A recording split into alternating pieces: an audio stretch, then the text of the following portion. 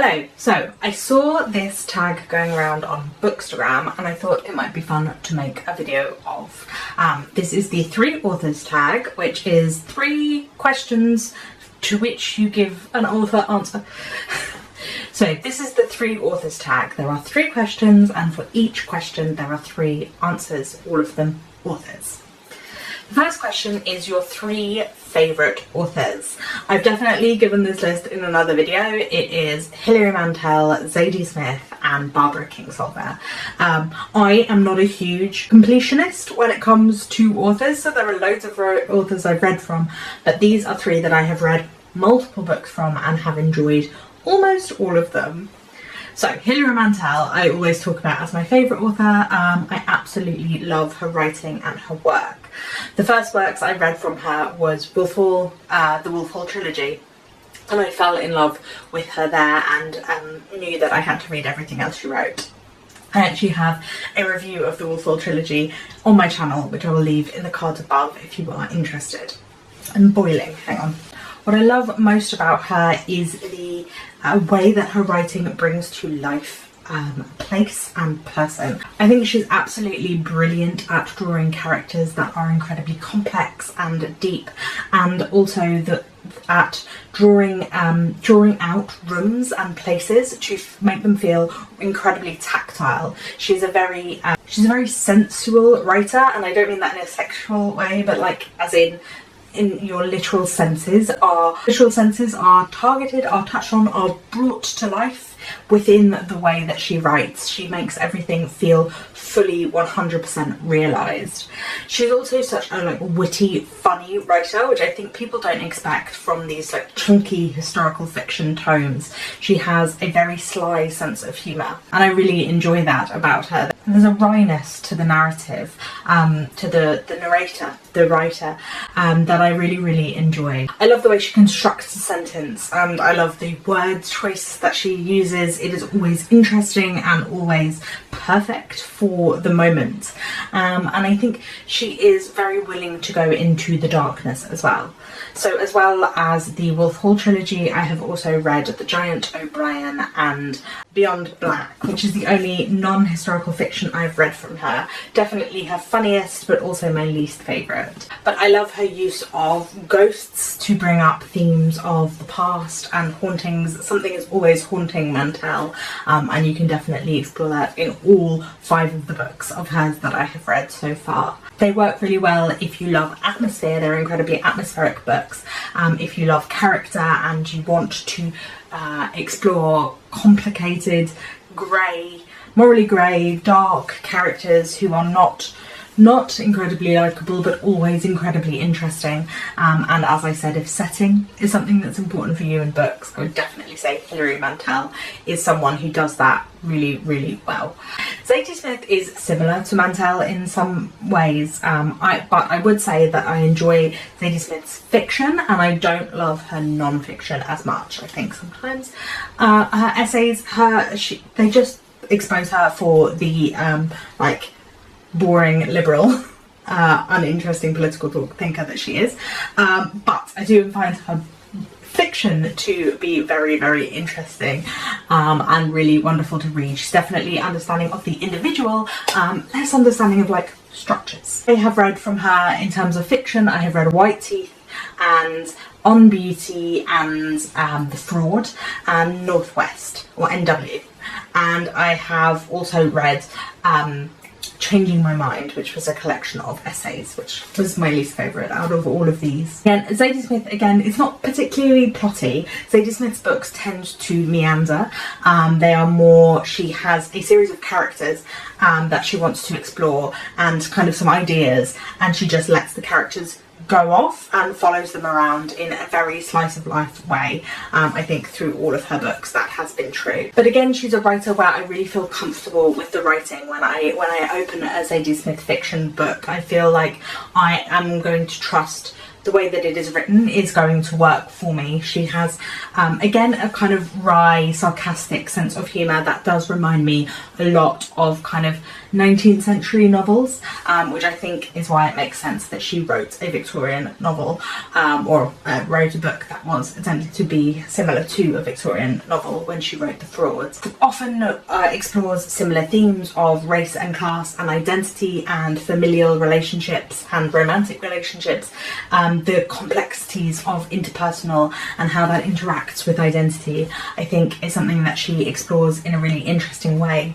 Also, ideas of like future and of predetermination and of free will, I think, come up a lot in her books too. How much is determined by our pasts and is determined by the culture in which we live.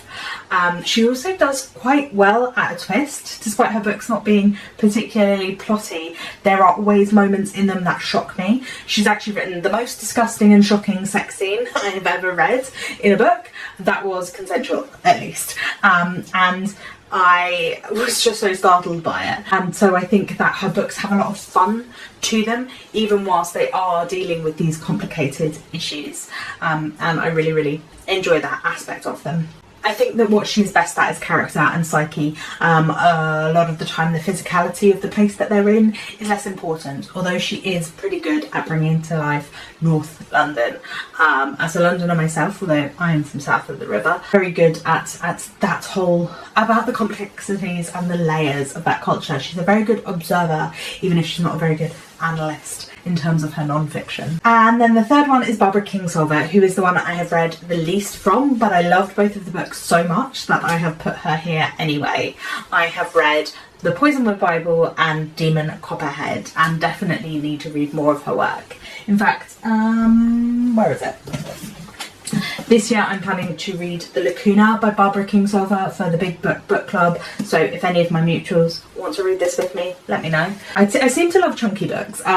Obviously I have a Big Book Club. It is something that I enjoy. All three of these writers write almost exclusively long books, and there's something about the way that they are able to get into the meat of things with such long books that really works for me. The time that you spend with the characters that they have developed really work, and I think that character again is something that Kingsolver is really good at, particularly with Demon Copperhead, which is so focused on, so dependent on this one central character, Demon Copperhead, and following him through his life. The voice that he uses to talk to us, the voice that is written in this Appalachian dialect, and that is so poetic and beautiful and vulnerable and upfront and just such a well-rounded human character, but that voice is so integral to that book working well, and the fact that she managed it really impresses me. I really enjoyed that. She again deals with darkness and the kind of opposite of Zadie Smith, in that the dark structures of the world and the way that the world exists because of the history of things like colonialism and CIA involvement and missionaries and things in the Poisonwood Bible, and then things like classism and the opioid crisis and the for-profit medical system and late-stage capitalism in the Demon Copperhead. She really has a structural analysis that she uses fiction to explore, and I think she does it in such a way that the stories are perfectly legible without having to think about it, but also her point is really clear. And I think that she is again another writer where there is kind of this dark humour to a lot of her writing as well. It is difficult and bold, and I really enjoy her writing, and as I said, it's just so poetic and so lovely. I love the word choice that she goes with. I love the way she structures a sentence, and I think it's definitely worth reading if you haven't. The next question is 3 authors that you've read one book from and you need to read more. First one of these for me is Jesmyn Ward. I read Sing Unburied Sing a couple of years ago, and I absolutely adored the book. I think it has a lot in common with the other 3 authors that I've already talked about, in that the writing is stunning. It's a family story about a mother and her 2 children travelling to meet the father as he's being released from prison, and it is a prison that their grandfather was in back in the day. Is told from multiple different perspectives, and when it is written from the mother's perspective, who is a drug addict, it reads almost like prose poetry. It is just so stunning and atmospheric and lyrical, and I just absolutely loved it. And at the same time, there are complex characters that are really well built. There is this ghosts and darkness to it, a political edge to it as well, but mostly it is based on character and very focused in on this family, which is all the things that I clearly love in books. I clearly love books with a perspective but without didacticism. Is that how you would say that? Non-didactic books, but that have a point of view, characters that are really well built up, and beautiful writing. And I think Jessamine Ward hits all of those. And I know Sing Unburied Sing is a part of kind of a loose trilogy, so I definitely need to read the other 2 books in that trilogy. Another writer is James Baldwin. I know people talk about his writing all the time, and I have read If Beale Street Could Talk, the one about Fonnie and Trish, and Fonnie being falsely accused of rape. And again, political, warm family drama with a point and a perspective, and really beautiful writing. It is the same, it's the same as these others in terms of the things that I enjoy about it. It is so tender and so vulnerable and so well constructed, and so allows for so much nuance in terms of the characters, in terms of the woman that did the false accusation, her perspective, and the way that kind of fleshes out this idea of what it means to be American, and what it means to be other in America. And I really love the writing, and I know that everyone talks about his non-fiction, which I definitely need to read, The Fire Next Time, and I know he has several, and I can't think of them off the top of my head right now, but definitely I want to read more of his non-fiction. And then of course Giovanni's Room. People talk about Giovanni's Room all the time as being this like beautiful bisexual moment in Paris that I would definitely love to read, so I need to get to that soon as well. And the other one is Magda Szabo, who is a Hungarian writer that everyone has loved, and another one who writes ghost stories, or at least the book that I have read from her, which is Castle in the Street, is a ghost story, a story of 3 families in Hungary during the Second World War, and also during Soviet occupation, after the families have like broken apart and dispersed across the world following the tragedy that occurred during the Second World War. And it is just so interesting, so moving, so emotional, but also I just love the distance in the writing, and the kind of way that it's almost hostile. It's like hard to get into the writing and hard to get into the story, but once you do, it's so emotional and so moving and so clever, and again has that kind of wry humour to it. It is both emotional and moving and difficult, and I love all of those things together in a book.